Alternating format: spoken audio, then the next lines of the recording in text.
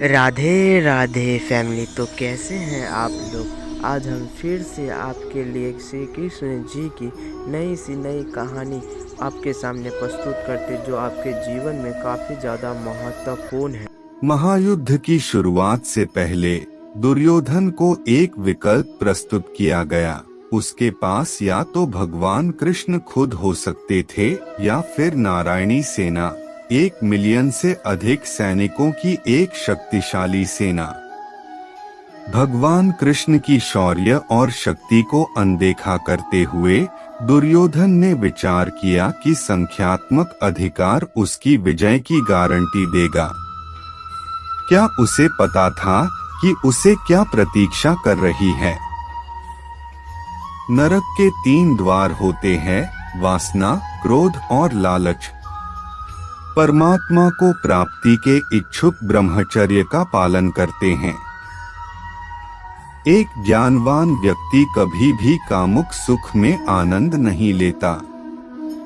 कोई भी इंसान जन्म से नहीं बल्कि अपने कर्मों से महान बनता है।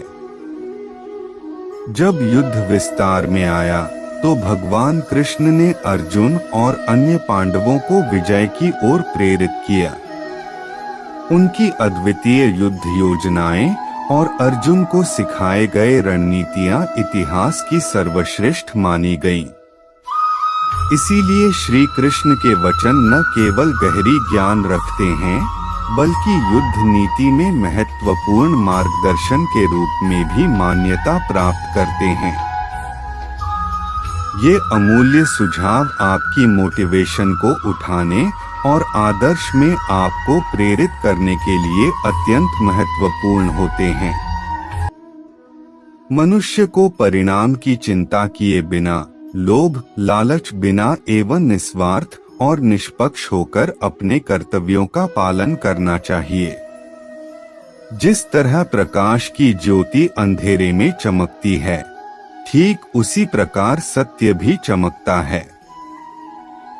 इसलिए हमेशा सत्य की राह पर चलना चाहिए। जिस मनुष्य के अंदर ज्ञान की कमी और ईश्वर में श्रद्धा नहीं होती, वो मनुष्य जीवन में कभी भी आनंद और सफलता को प्राप्त नहीं कर पाता। जब जब इस धरती पर पाप, अहंकार और अधर्म बढ़ेगा, तो उसका विनाश कर धर्म की पुनः स्थापना करने हेतु मैं अवश्य अवतार लेता रहूंगा।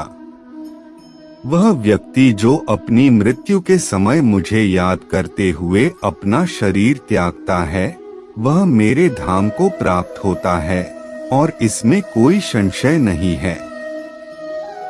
जन्म लेने वाले के लिए मृत्यु उतनी ही निश्चित है जितना कि मृत होने वाले के लिए जन्म लेना। इसलिए जो अपरिहार्य है उस पर शोक मत करो। वह जो वास्तविकता में मेरे उत्कृष्ट जन्म और गतिविधियों को समझता है, वह शरीर त्यागने के बाद पुनः जन्म नहीं लेता और मेरे धाम को प्राप्त होता है। जो होने वाला है वो होकर ही रहता है और जो नहीं होने वाला वह कभी नहीं होता। ऐसा निश्चय जिनकी बुद्धि में होता है, उन्हें चिंता कभी नहीं सताती है। अपने परम भक्तों, जो हमेशा मेरा स्मरण या एक चित्त मन से मेरा पूजन करते हैं, मैं व्यक्तिगत रूप से उनके कल्याण का उत्तरदायित्व लेता हूँ। जो कोई भी व्यक्ति जिस किसी भी देवता की पूजा विश्वास के साथ करने की इच्छा रखता है, मैं उस व्यक्ति का विश्वास उसी देवता में दृढ़ कर देता हूँ।